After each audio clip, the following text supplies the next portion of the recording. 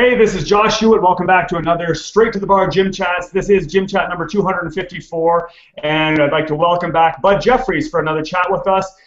He was on with us just recently to talk about getting functionally strong, and tonight we are going to, functional hypertrophy as well, and tonight we're going to be talking about a topic that is near and dear to both of us. And it should be important to you, whoever you are, because we all get older, but does that mean we need to age? Does that mean we need to get weaker?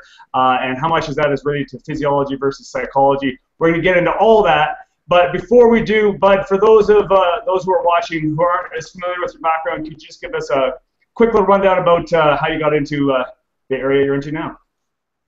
Okay. Well, I got into the entire fitness industry, strongman, 10, 12 years ago and doing all that. And I've been training for 26 years, and it's just been a lifelong passion to me. And so I'm one of those guys who, it didn't matter what else I did, I couldn't live without doing this. So this was a passionate level took over my life. So I began to, devote full time and actually made it a career. And, along the way, I did everything ridiculous and possible you could do, including American football, fighting, Highland Games, and strongman, and powerlifting, and wrestling, and pretty much everything, kettlebell lifting, everything you could possibly do that's both heavy and stupid. Awesome. And also learned a ton about all kind of different training, and really got into the full time. The last couple of years, I've been touring as a professional strongman all over the United States. I've done 1,000 school shows in the last 4 years. Speaking about bullying and trying to motivate kids as well as get better and fitter and more awesome. And then also we have our website and DVDs. We split time between creating information to help people, because it truly is a way to help people understand what they can be. And then, okay, the topic we're talking about tonight, you know what? I turned 40. And I wanted to talk about crushing age. I got motivated by the fact, I'll tell you what really motivated me, Josh. Many of my friends who are great strongmen are a little older than me, and I see them doing awesome things. And then I get all these 20 and 30-year-old kids come up and complain about, oh, I feel so old. Oh, I'm 25 now. Oh, I'm 30. Oh my God, I'm falling apart. I don't have the energy. And I'm like, what is wrong with you, dude? What is wrong? And I really got out around people more than, when I'm home, I keep to myself and I'm training. I don't go to a gym. I go to my own deal. And I like the joke you made before we started there. I got a gym with a house attached. Well, I'm about the same place. But I got out around normal people, man, and it's epidemic. It's absolutely epidemic that our young people feel worse than they should. They give up on life. They give up on fitness. They give up, and then the other people are literally hammered by everything you see talking about aging and by the way they've been conditioned to think that they give up on life way before they should. And it started to really get under my skin, and then I got into this groove where, man, I'm literally, I turned 40 last year. I'm 13 days, away from my 41st birthday, and I'm stronger than I've ever been on literally 99 out of 100 exercises I've done, even with 100-pound weight loss. I'm over 40 years old, and I'm doing things that I never thought were possible. So I want to be able to experience that, man, and to not give up on the life that they could have. Amen. And that's great. And I love that you, and just for anyone who is watching this, Bud has also, like you discussed, he's also done, has a video series on this topic. I encourage you to check out. I'm putting the link down below. It's called Crushing Age, and I think it's a long title, like we said, bigger, faster, better, stronger, everything, improving over 40. So basically, now we'll get into a lot more detail into all the elements of training psychology that we're going to be touching on tonight. But I love that title, Crushing Age, because it really does sort of suggest taking control over it, or having a dominance over that, as opposed to letting it control you and having that victim mentality that so many people get into. And I definitely know what you're talking about. People are like, oh, I hit 30, boom, oh my God, I'm getting old. I shouldn't, but I kind of take that as a little bit of a slap in the face, being, in my early 40s, and, same thing as you. I feel like, and in many aspects of my life, I'm improving. And now I finally got the mental thing, getting it down a little bit better. So I realized a lot of this is just a mindset thing. But so I'm looking forward to getting into this, and I just want to welcome Frank to the chat. He just jumped in here. Frank, can you hear us? Anyway, he is there. Trust me. He talking about staying strong over 40. Frank just was joined in, and battery died in his car when he was on his. He was just on his phone, I guess, on the way in, and had to push his car here. So, can you imagine if you gave up on staying in shape once you hit 40, and then were stranded out there and didn't have that option because you thought, oh, I'm not strong enough anymore. I'm too old for that. Screw that. Frank can definitely do that, and Frank is definitely strong over 40. In fact, as far as I know, Frank's strong over 60. So yeah, I wasn't going to hazard a guess there, but yeah, it's pretty awesome. Yeah. So yeah, looking forward to hearing his take on things too. But so let's get into it a little bit. Where do you think this comes from? The over 40 myth, and it does seem to be a magic number, doesn't it? The over 40. My wife, she's from Belarus, and that's right near Russia, and she even says that, especially for women there tends to be a mindset. It's very cultural that when they reach a certain age, like mid-30s, they're over the hill and they give up. They're just like, I'm old, and if I haven't met a guy yet, that's it for me. And this is, I mean, thank God she's in the States and Ireland and Canada for so long. It's not part of her culture, but that seems to be very cultural. It seems to be a mindset thing. It doesn't seem to be as much of a real thing. But where do you think that comes from? And what's your views on the over 40 myth? Well, I'll tell you what I think, Josh. I think it comes from a time. I think the beginnings of it come from a time when we were so centered on that get off, get married, be reproductive early in life, because people's lifespans didn't last that long. I think that's the beginning of that myth. But I think it's just something we've just glommed onto and kept in perpetuity, whether it made any sense or not. Now, obviously, if you look at some of the I don't want to really glorify this term, but the paleo way of looking at things, people 1,000 years ago were lucky to live to 40 years old. Yeah. But not everybody. Okay, you look at Socrates, who was going to gyms and talking to people about fitness in his 80s and up to, depending on which story of the version you believe, up to 100. I mean, you're talking about an entirely different way of looking at things. It's not everybody. So I think some of that is a little bit overblown myth, but I think it starts in that idea of you're reproductively viable during this time and you have to jump on life and that whole, and I think we do that because life at one point was so hard, we were living it in a hurry. We were, you know what I'm saying? In other words, if you didn't think that anybody you knew was ever going to make it past 40, you better get a jump on it at 15 instead of, you know what I'm saying? But, are totally different now, and I think it propagates today for two reasons. It's the acceptance effect, okay? It's the Pavlovian effect of conditioning. So we've heard that historically for so long that we've just accepted it as a number. And because we've heard it, we literally are making it physically come true by the mental things we believe. Yeah. Even if it's not actually true, even if there's no real basis for it. And I'll tell you what I think the other thing is. It's two parts. I think we do one of two things. Most people either physically overuse themselves or underuse themselves so much by the time they're 40 that they feel like crap, and therefore they think, well, everybody was right. If they told me at 40 things would fall apart, I'm falling apart. Well, no, you're not falling apart because of the number of years. You're falling apart for one of two reasons. Either you're totally out of shape because you're not your body, or you are one of a very small group who've done something really crazy and beat yourself to death and haven't done the work to keep your body in check, and therefore it seems true to you. And I'll tell you what I think the other one, I think this one's just as crushing as anything else. I think most people are bored at 40, and boredom is such a mental crusher that they literally don't feel like they should.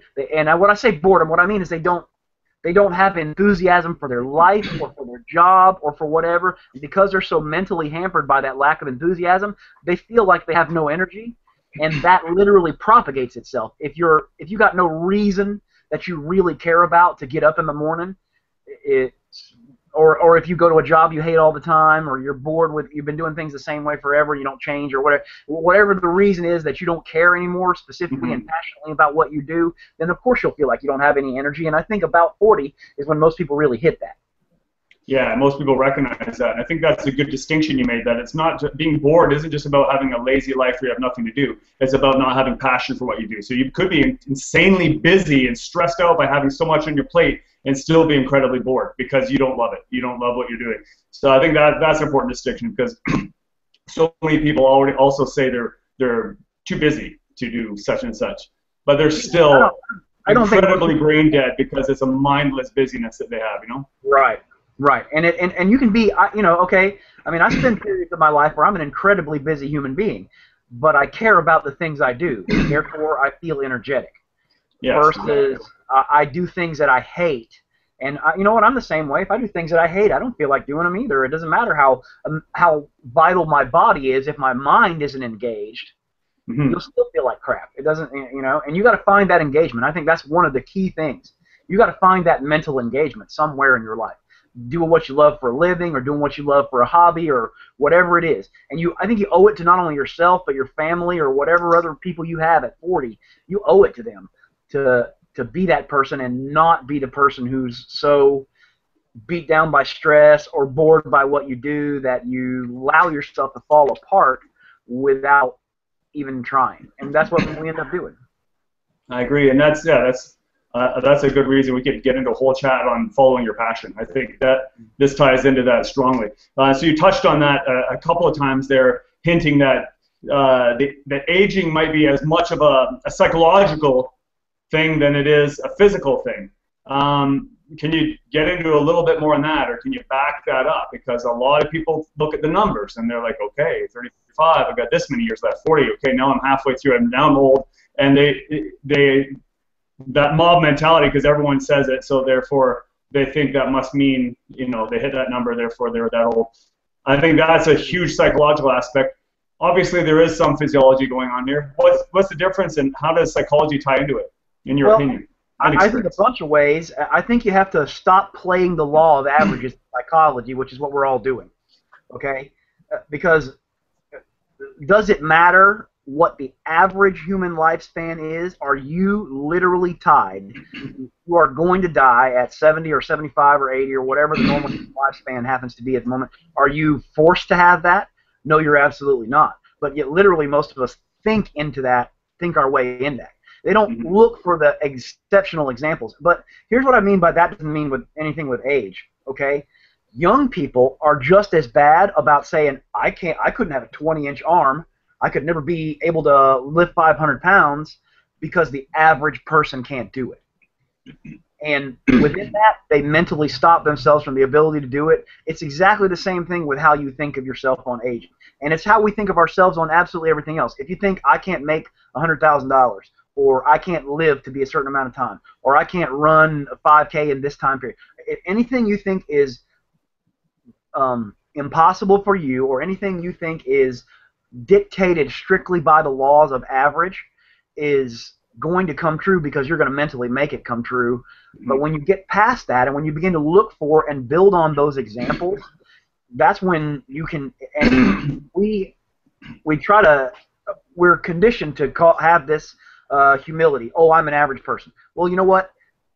Many of the things about us all work exactly the same, and in some ways we're all exactly the same humans, but in many ways you could be, you can be, you are the exception to the rule if you choose to be.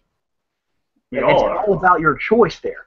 And there are too many examples of people who have gotten to an advanced number of years, and the reason I hesitated when I say that is because I'm thinking about this so much now, it actually starts to bother me to say the word aged. Aged to a certain amount, it actually starts to bother me to that particular thing. I think you have to set a mindset of strength against that to the point that it makes absolute difference. I think that's a huge part of the psychology of this, is changing how you think, and that's changing how you talk, who you talk to sometimes, all those other things. Unless you have a positive association with the idea of aging. Unless you can associate that positive, but unfortunately that's not how our society is programmed. I also think we're inundated by that averageness. Okay, so what did I just talk about? I said, most people start to feel crappy at 40, mostly because they're told they should feel crappy at 40. And the truth is, there is no physical reason for that unless you have allowed your condition to get bad. But that's the reason I talked about in the very beginning that 25 and 30-year-old people are coming to me and saying, I feel like crap, I feel old.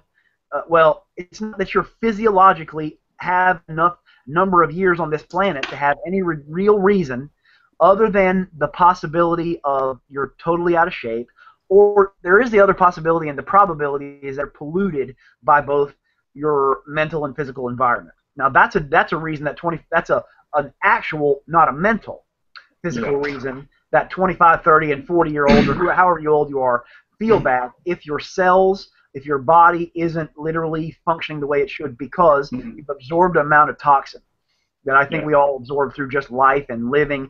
And I think from a physical reason, the only reason most of us actually begin to age, and here's why some of us feel that, is because, okay, once you become a full-on grown-up, say 18 years old or whatever, and you know kids who are 18 to 25 who go out and drink all night and they feel like, they still feel like a superstar the next morning, they don't get a hangover. But at 35, maybe you do get a hangover if you do that same thing. I think it's not the fact that those years have passed. I think it's the fact that that amount of time has passed, and over that amount of time, your body has absorbed an amount of stress, of free radicals, of toxins, of environmental toxicity, of food toxicity, of all those little things that we're still just finding out the tip of the iceberg. And that's why your recovery isn't the same at 35 versus 21. Not that it can't be. There is no physical reason that it can't be unless you're just out of shape. But a 21-year-old who's out of shape will feel just as bad as a 40-year-old who's out of shape. Exactly. The literal thing there is no difference. And here's my other thing with this. Past the psychological reasons, okay? When you hear, everybody's heard this story. The 60-year-old grandma who lifts the car off of her child who it fell on or something like that. Yeah. Okay? How come you rarely hear the story of the 20-year-old mom who does that. It's always the 60-year-old grandma. Yeah. But here's my thing with that. It's always that story that it's an average, untrained, normal person who just happens to be in an emergency situation. And they can summon that level of strength. Why can't a 20-year-old, a 40-year-old, a 60-year-old, if they can get that level of strength and do that job because their mind is out of the way and their hormonal system is firing at 100%. Now, that's only in an emergency, and we understand that, but it gives us an example to build off of, okay? Their mind is out of the way because they don't care about the consequence. All they care about is solving the problem at the moment, and their physical body does the job. So how is it if you can lift the car off the kid at 60, how is it that you're old? How is it that if your body just proved to you when your mind got out of the way that it was capable of doing an amazing thing, well, why then aren't you able to do that at any point, any time in your life? I do think it's one of two things. It's how you think, and the other thing is what level of trained or recovered you happen to be at that moment, and that's regardless of age. I don't tell 21-year-olds and 41-year-olds to train different. I think training is training. It's smart, intelligent. It has to be geared to your individual condition at the moment. And then the other thing I do think you have to deal with from the amount of years you've been on the planet, and the difference there is the amount of total stress you've absorbed over those years, mostly environmental toxicity, chemicals, etc., that kind of thing. If you don't deal with some of that, then you absolutely will feel old regardless of whether you exercise or don't exercise or even how you think. There is a physiological reason, but I think that's the only literal physiological reason. It's not the number of years. The body regenerates itself every so often under a certain time period. Every cell in the body does that. So are we saying that after those new cells are created, once you get over 40, your body makes old cells instead of new cells? No. That doesn't biologically make sense. A new cell is a new cell, whether it got made by a 40-year-old or a 20-year-old. So the difference there is what's going on with the rest of the body and how you're thinking about things and how you're doing it, and conquering and getting past that mindset. And that's the psychology of it. Is you got to get past that, up to the point where you got to. I mean, I literally have stopped talking to people. I guard my mind to the point that if you're constantly, okay, if you come to me and say, hey man, I feel old, can you help me? Absolutely. But if you come to me 30 days in a row and the only thing you talk to me about is how crappy and old you feel, we're gonna quit talking. Yeah.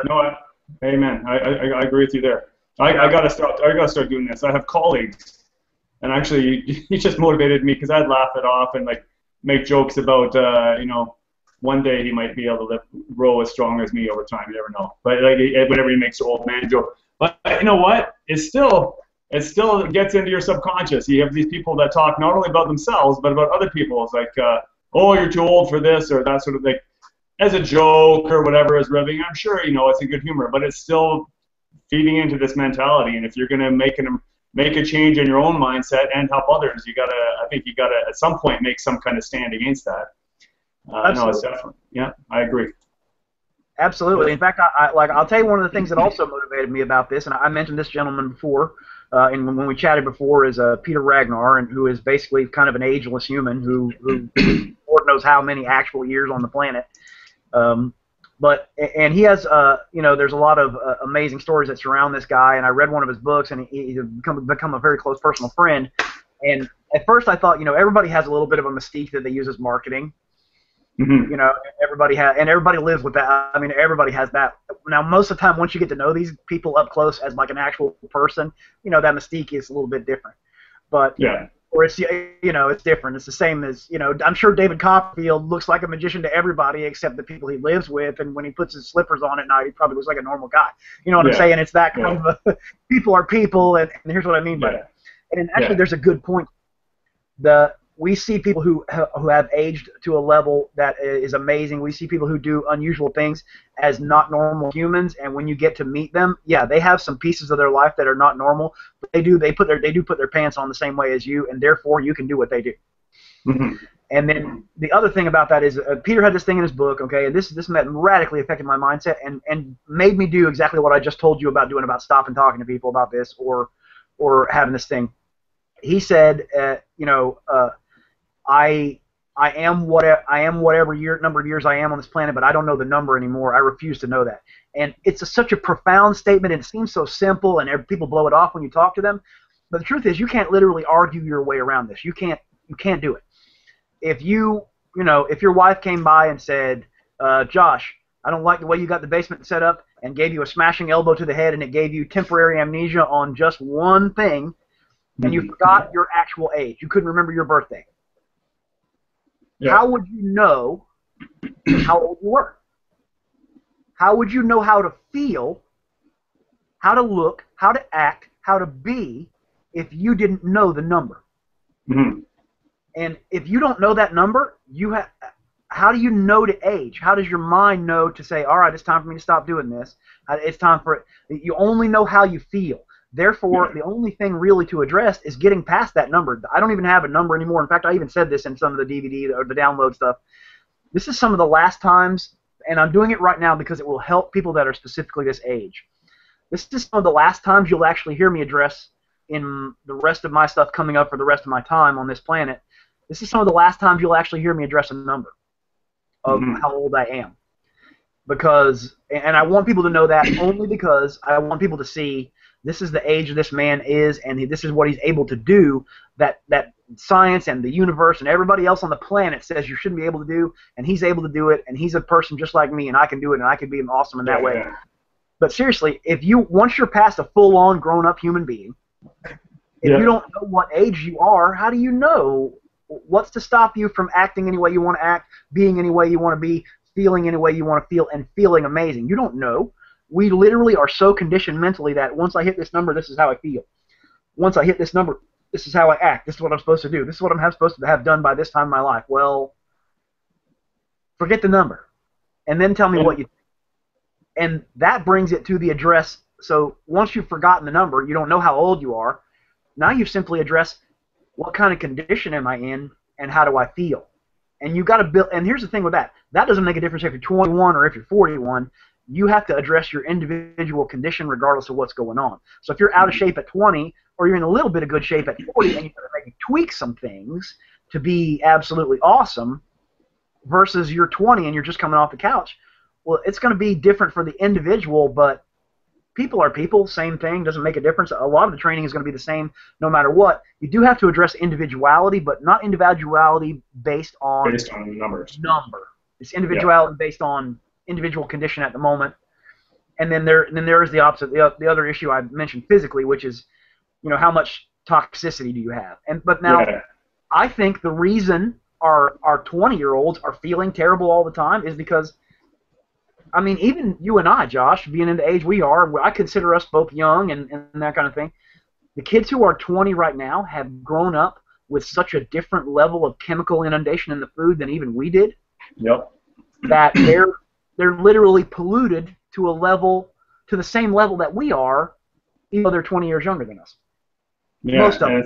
The average. And some of the recreational drugs. I mean, yeah, I had a couple beers here and there when I was growing up, and like you know, I didn't smoke and anything, but I mean, like nowadays, it's I mean, I guess over the last couple of decades, it hasn't been. Depends what environment you're in, but there's also there's a lot of, you know, voluntary chemical intake as far as leisure drugs, and I mean, there's athletes who choose to chemically enhance, and I think that can be done relatively safely, but that also takes a toll on your system over time too, and can increase the aging. So there's all sorts of things that we voluntarily or involuntarily people can choose to take in or not take into their bodies, and then I guess is what you do with it.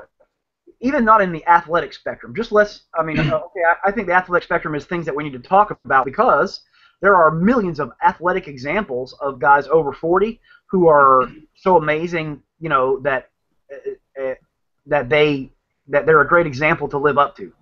You know, that they're amazing people who do amazing things at ages we think they shouldn't be able to do.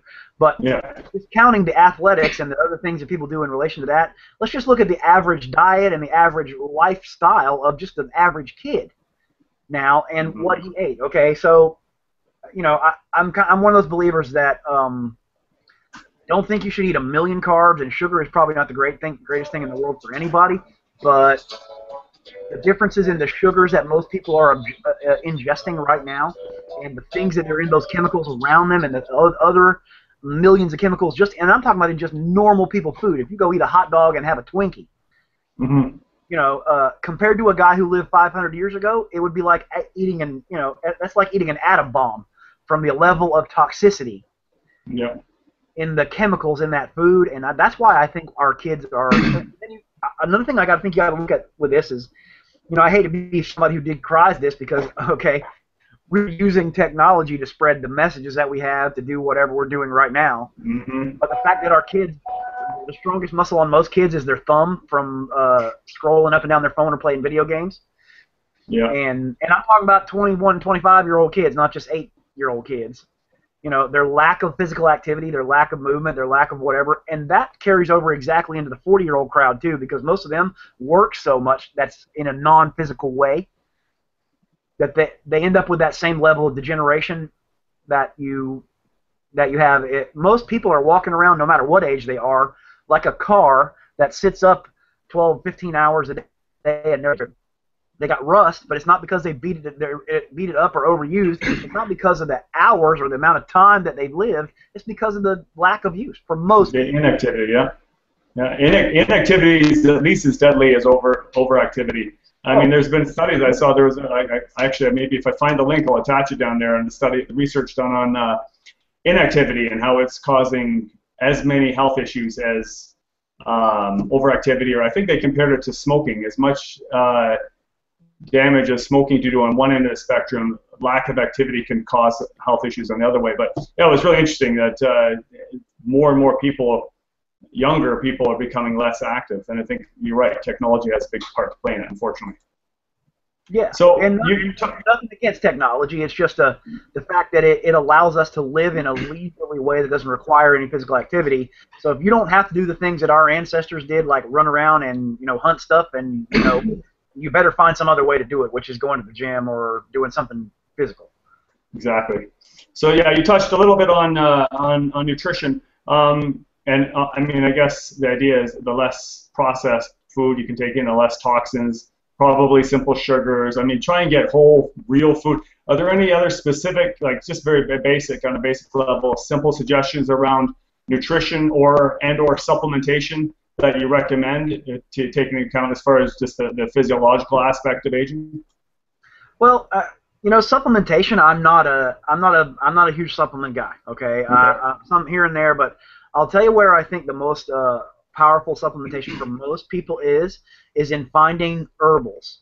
I think for most of us, we get so many chemical, and you got to remember this, that most of the chemical vitamins, most of the chemical stuff that people come out are not even necessarily absorbable, specifically bioavailable styles of vitamin or a type of vitamin that you can necessarily get. Like the average, like something, I forget what the average is, it's ridiculous.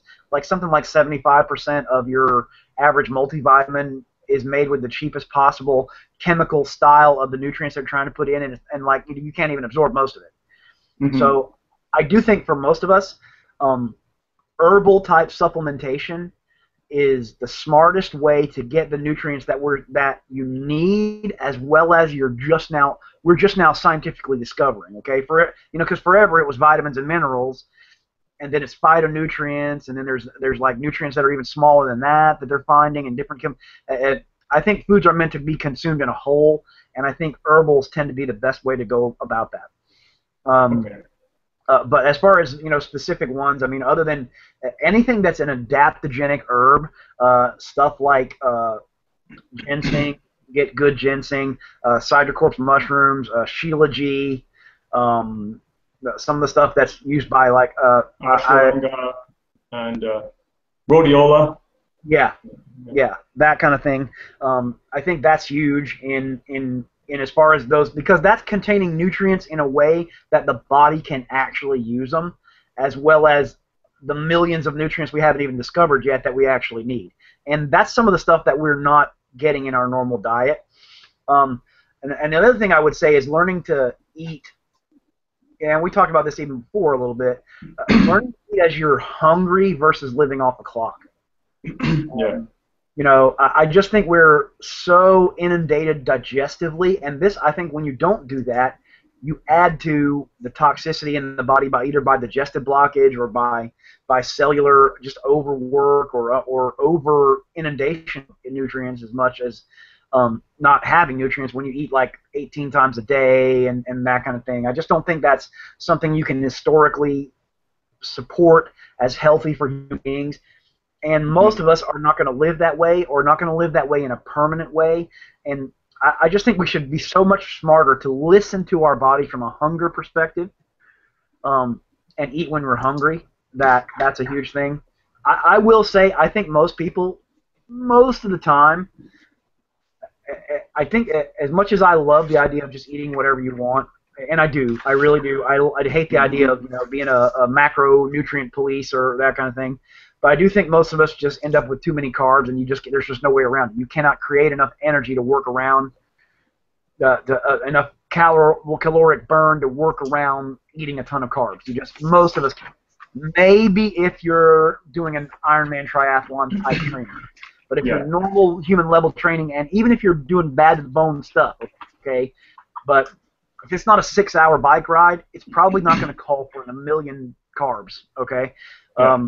I actually made a joke about this in the DVDs. I talked about it.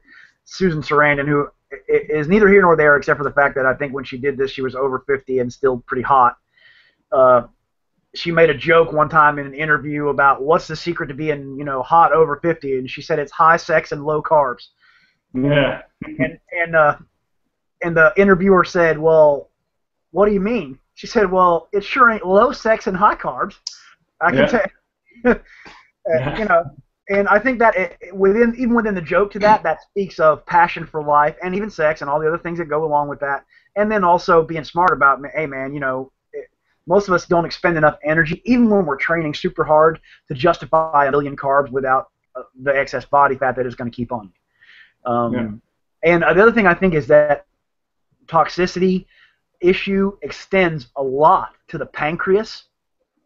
And I think with the messed up and simple sugars that we overdo, I think if you have a long-term huge insulin dumps from having lots of sugar, you're setting yourself up for either being hugely overweight or from having diabetic problems. And there's just pretty much no way around that. I don't think. And then for me also, within this, I think fasting is a big important thing. I think fasting is the one thing that you can really do. Fasting and certain cleanse type things, but fasting is a type of cleansing. And really what I mean fasting is like intermittent fast or short-term fast. And then when I say cleansing, occasionally it has to do with, you know, actually cleansing the bowels themselves, but also cellular stuff, and that's mostly herbal, simple stuff. I'm not talking about, you know, crazy stuff. It's literally pulling the toxins out of the body that you accumulate, and it makes a huge difference. And I used to not be a believer in this. I used to come from the hardcore strength community, which always says, "Oh, that's a hippie thing," and you know, those are the people that, you know, they discount it because a lot of people who come from that idea don't do hardcore training and they can't listen to them. But I watched my father go through so many problems.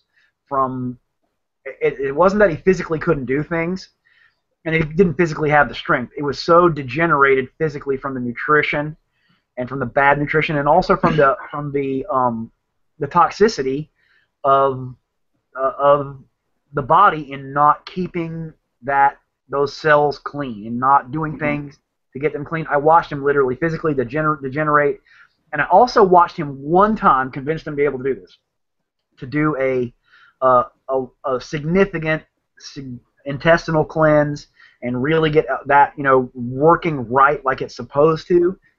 And I watched him go from not being able to stand up out of a bed to 2 weeks later walk on his own and be able to literally just about run in 2 weeks of doing that. And I can't get past those individual examples of people that have returned their body around because they found a way to get rid of that toxicity.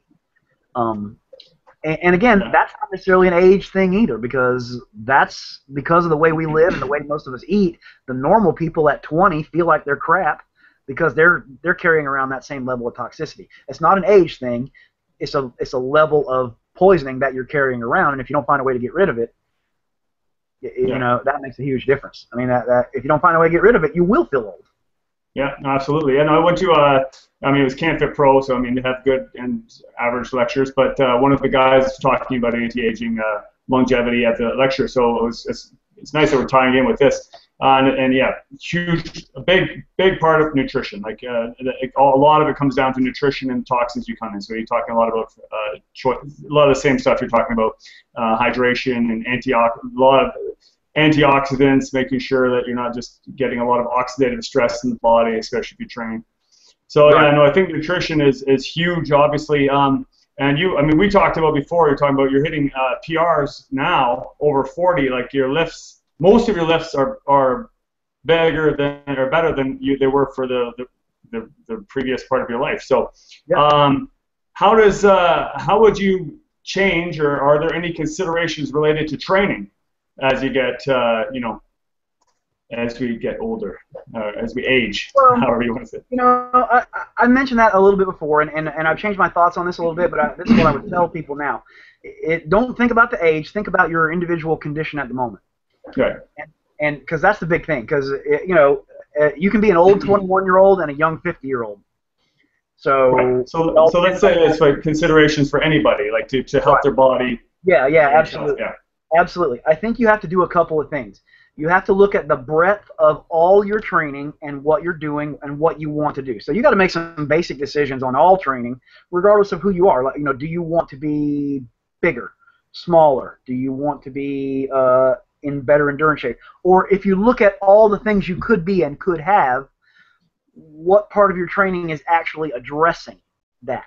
So you've got to look at that. And then once you look at that, you've got to address your individual recovery ability for a particular thing that you're training at that moment, regardless of your age. Okay? So, all right, I know guys who are 40 or 50 who could, you know, train the same body part 3 times a week, and guys who are 20 who couldn't train that same body part more than once a week. That is, on some level, an individual thing that you've got to address regardless of the time in your life, and you've got to look at some other factors in regard to that. So you've got to look at how intensely are you going to train that particular thing. and with what level of volume. Now, I tell most everybody, doesn't matter what your age is, we all kind of follow some of the same physiological blueprint. And one of the things you talked about there, I think, is one of the smartest things you can do with training is you've got to do it nutritionally and with rest and hydration and all those things. But I think managing oxidative stress in the training itself is pretty big. You know what I'm saying? In other words, I don't think the average non-steroid supported guy, can do a huge amount of intense, heavy volume work without incurring an excessive amount of oxidative stress. And more than that, without prolonging their recovery or without not only that, they cannot prove that you're going to get more out of a thing by doing, in other words, if I told you to go and do 2 or 3 very hard sets of 5 of a particular exercise, and then I went and told you to do 10 very hard sets, heavy sets of 5 of a particular exercise, well, can you prove to me that the 10 sets are going to get you stronger and bigger faster or more efficient? Or are you going to hold that strength better? Or are you going to recover better by doing that much more work? I don't think you can. I don't think anybody's ever legitimately proven that, especially for a drug-free human. Okay, I do think there are times that bursts of heavier volume are awesome to help with, with certain types of hypertrophy or with maybe a strength goal or whatever. But long-term, lifetime training needs to be what I call 2 things. Okay. Like Tim Ferriss likes to talk about effective minimal dose. Okay, yeah. I don't really necessarily believe in it that way. It's like Occam's law or something. No. Yeah. Okay. But that's a good example, the Occam's law part. Okay. And here's what I mean. Yeah. 80% of your gains are from 20% of the training. That's pretty much the Occam's razor mentality of everything in life, is 80% of what you get out of anything is from 20% of the effort. Okay, but looking at it from a true minimum is wrong. And here's what I mean. My girl came to say hi. Say that again. My girl came to say hi. Cool. Say hi to Caitlin. Hi. Okay, so yeah, we're having a talk. Yeah. Hold on a second. So you can go play in the gym if you want. Yeah, okay, go ahead, sorry. Okay. Well, I think looking at it from a true minimum perspective is actually allowing the aging thing to creep into your mind. Okay? In other words, when you say, I only want to do the minimum amount to get this, well, what you're saying is, I don't really believe I could do more than that to get it. Or I could survive more than that, or if I do more than that, it's bad for me because I'm too old to do more than that. And here's what I mean by that. I don't believe in absolute maximums of frequency of huge volumes on a regular basis either. What I believe in is a balance. And what I mean by not doing the minimum is saying, okay, I want to be just strong enough, just barely strong enough to live my life. And that's not what I mean, okay? So I don't want that. The average person might say, okay, for me to be barely strong enough to live my life, to not age the way I want, I need to be able to deadlift 225 pounds. When the reality is they could deadlift 400 pounds if they put in like the little bit of training to get there. I don't believe in that minimum, and I'll tell you why I don't believe in that minimum. And here's what I mean by the balance, okay? So for the average person to get from 225 to 400 in this analogy, all it is doing a little bit more, one heavier set. I'm not talking about doing 50 extra heavy sets a week where it's a massive drain on your recovery, and that doesn't mean whether you're 21 or 41, that doesn't make any difference at all, okay? What I mean is doing hard, intense, short work and actually doing it as heavy as you can possibly be, not setting limits on that, and getting up from there, not doing the minimum that way. But I don't believe in doing the maximum in like adopting something like a Shico-based powerlifting squat cycle where you're doing 80 sets of squats a week. Yeah. I think that's counterproductive for most people Not everybody, but most people, regardless of their age, period. And the other thing I think in not setting a minimum is when you go to a maximum, as far as for me, all training is based on creating a maximum effect in every possible level of strength and endurance. But it's doing it in a time-efficient, non-excessive volume-based manner, because that's how it works best together, and also it creates the least damage on me, regardless of my age. But if I do that, I've also created I've created a cushion of aging. So here's what I mean, okay? If you get to 50, 60, whatever, and you've always done the minimum and you can barely deadlift 225, or just as following that example out, or you've done more and you can deadlift 400 pounds, and then you do maybe get, for, you know, God forbid, something catastrophic from a disease perspective, or you have an injury or something. When you're stronger or more enduring, you have further to decline if there's a problem. The first thing that happens when people age is they lose balance, they lose strength, they lose the ability to stand, they lose the ability to lift things. Okay? If you're massively strong your whole life, and if you set a minimum level of I'm never going to lift less than this, I'm never going to do that, well, you're constantly sending the body the signal that it hasn't aged. Does that make sense? If you tell your body all the time by your training that you are able to do this thing, then your body doesn't know it shouldn't be able to do that thing. Therefore, if I could do this at this age, and I can continue to do this, or some semblance of that, nobody maintains a maximum, you know, of everything all the time. But you see with the logic I'm following out, you're giving the body the signal not to age, and you're giving it the signal that, and you're also building this cushion in that, okay, if you can deadlift 225 and you break a hip, or deadlift 400 and break a hip, the guy who deadlifts 400 will generally heal faster because he'll have greater bone density, and he'll be the guy who will get off the floor better. It would be almost impossible for a guy who deadlifts 400 pounds to get osteoporosis, or a lady. You see what I'm saying? And everything you can maintain and grow to a higher level without damage creates less aging effect, creates greater youthful effect.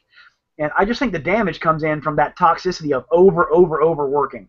Yeah, okay? It has more to do with the lack of recovery rather than the breaking down. Absolutely. Right. Yeah, and you know, I agree with you. Who was it that said strong people are more useful harder to kill and more useful in general? I'm thinking that's Rikuto.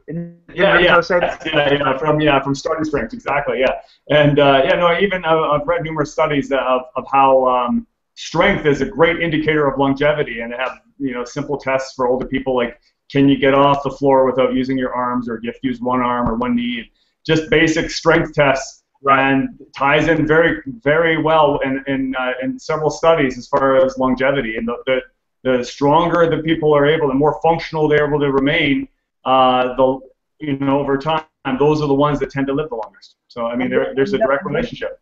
Yeah, and don't think that your hormones aren't responsive to that training at any age. I think I gave this example in the downloads of there's a kind of famous example in the anti-aging community about people going in and doing strength training at a senior center, and and it was people who were untrained. They were trying to see whether they'd respond to it or whatever. I can see where this is going. Care home kind of a thing, and then the staff actually went to them like 6 weeks later and asked them to stop because they were having trouble keeping up with the people. They wanted to do stuff. They stopped wanting to sit around and, you know, stare out the window all day. They wanted to do stuff.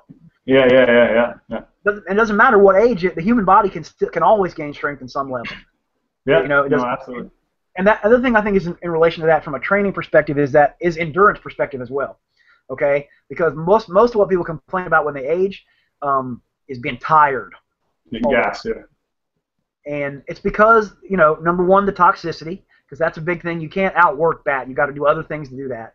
And the other thing is you're just not in shape. Most of the time when you're getting tired all the time, you know, sometimes it's a mental issue. It's that kind of boredom type issue that we talked about before, or the overstressing issue.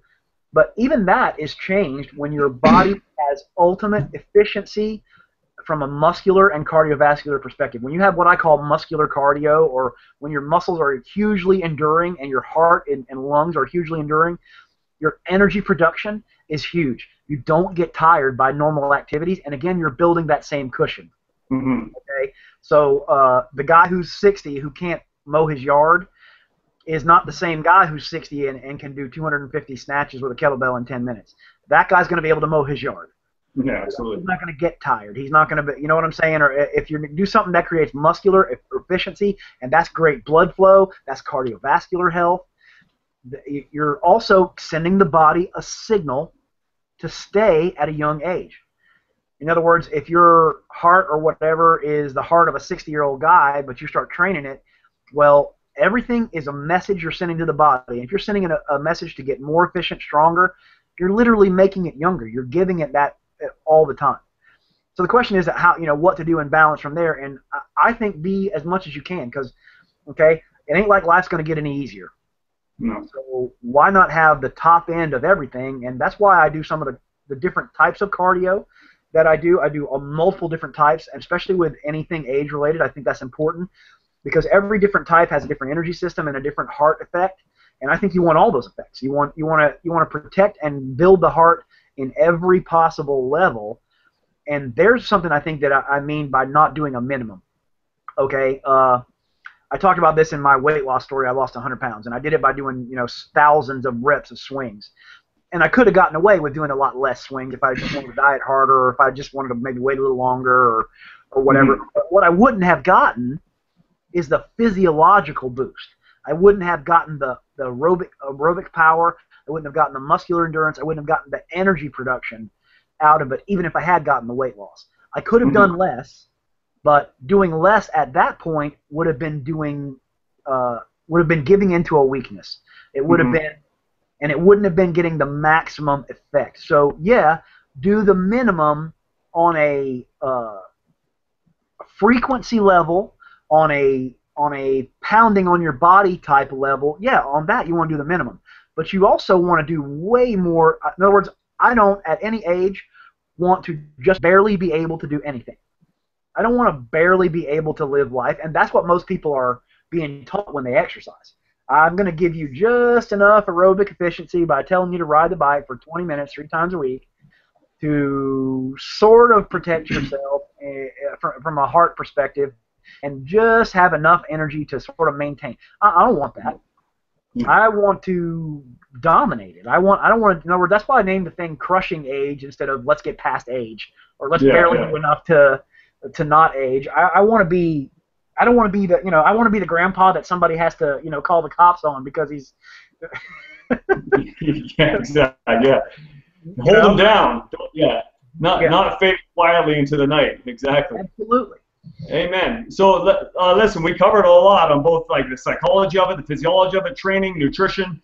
But if people want to get into, find out a little bit more about specific training programs or the mentality around it, you have a series that you already have on it. But where can they, first of all, where can they get in touch with you? Is the best way to get in touch with you? And then where can they find out more about the Crushing Age series? All right, if you go straight to strongerman.com, that's our website, www.strongerman.com. That's our basic website. That's got everything there, and there's a couple websites attached. We have a member site, and then I also have a school tour site, that kind of thing. But the one where you want to talk to me about this kind of thing is strongerman.com, or you can go directly to Bud Jeffries on Facebook and friend me there or talk to me there or whatever, and then that's an easy place to get a hold of me. I try to answer as much as possible on either the website or that. And staying up with people and that kind of thing. And there's links on both pages there for the Crushing Age stuff. You want to get the downloads for Crushing Age, they're directly on the front page of the website. And actually, this is something I actually purposely set this challenge up for myself because this was another part of anti-aging, of Crushing Age for me. Everybody knows me as a physical training guy, but I don't just want to be that. So I set up this thing for myself. And it is on physical training, but here's how it's mental training, not just physical. This summer, we've done what I call a summer challenge series, which is this. I've come out with a brand new download every week for 8 weeks now, and I'm going to do 12 straight weeks this summer. And the reason I wanted to do that is because that's a massive mental challenge. I mean, you know what it is, Josh, to produce new content, to produce new informational content on multiple subjects on a weekly basis. That was a mental stretch for me. It would be for anybody. That's the whole point. That's why we did it, because I wanted to jumpstart this, and I wanted to prove that not only can you get physically, but you can get mentally better Mm-hmm. at 40 or whatever. And so, yeah, strongerman.com, and then right there on the front page is our crushing age, fitter, faster, stronger, and better over 40. And then there's also a ton of other. Actually, every one of the pieces that we've done is connected this summer. When we originally talked about the functional mass one, a lot of the training, the downloads posted in are about individual pieces. Like, for instance, there's one on mastering push-ups, and this last week's was on creating endurance and toughness in your training. So it's that cardio, muscular cardio that I was talking to you about. It's the specifics on that. Every part of this is interrelated because your mind and body, everything else is absolutely interrelated, which is why I wanted to that was a personal challenge to me. I just wanted to see if I could do it. Mm-hmm. You know what I'm saying? I wanted to see if it could be done, if I could do it, and it's also I'm sort of that guy who wants to jumpstart and do. I want to take different tactics on physical training, but also in business, and as well. Sure. I'm not a I don't know if you can tell, Josh, but I tend to not be a real sedate, sit back kind of a fellow. Right. No, exactly, and that's good. That's one best way to be able to teach people is that if you've experienced it yourself. I think so. You can talk the talk, but if you're not walking the walk, it's not really coming from experience. So well, and that's one of the things I talked about, and that's why I believe this is. Two things that I wanted to say about that is, like, people want to talk to me, and they'll say probably the same thing to you, Josh. You're in awesome shape over 40, right? Okay, they're going to say, oh, you got good genetics. Or, well, you work out all the time, therefore you should be. Well, you know what? I don't have. I have. Everybody has a good genetic thing and a bad genetic thing. Everybody has a thing that you are great at and a thing that you're lousy at. Everybody pretty much has family history that's awesome and family history that's bad if you really investigate it. So that's a null and void argument. Yeah. Plus, okay, and you talked about that. That's one of the reasons I put this down is because I hit this point in my life where I found the pattern that works for me, and I'm doing what I say. If I said I'm better over 40, it's because in the last year, when I turned 40, I've hit 50 personal bests. Even though I've already trained for 26 years, and I didn't live like a, I didn't live like a sit on my couch, hide from the world guy. I played some rough sports and got a lot of beat up along the way. So it's not like I'm a guy who, just started training. Of course I got a bunch of personal bests. No, I got a huge, long-term, world-class training history and tons of miles on my body, and you can still do it. Doesn't matter. You can still do it. Doesn't matter who you are. You can be more awesome as you age. Yeah. Absolutely, I agree. That's a great message, and I think demonstrating it is far more powerful than just saying it. So, much respect to you on that. Listen, I'm going to put all the links down below. So, for anyone who is watching this, do check down below for strongerman.com, and I'll put a direct link to the Crushing Age series and a link to get in touch with Bud Jeffries on Facebook. I encourage you to do that too, so you can. He's always open to when he's fits in his schedule to replying and chatting. So if you want to talk strength and psychology and nutrition, and definitely hook up with Bud there. Bud, I want to thank you once again for jumping in. Always a great chat with you, man. Great topic, and I think every time we talk, it leaves the door open for other topics. So love to have you on the show again soon if you're up for it. I'm definitely up for it. Thank you so much for having me, Josh. I appreciate this and what you do for the fitness community, and I appreciate it. Enjoyed it every time, and I'd love to be back again soon. Awesome. Look forward to it. So thank you for everyone who's watched this, and definitely post a comment down below if you have any questions for me or for Bud, and we look forward to getting in touch with you next week, and until then, stay strong.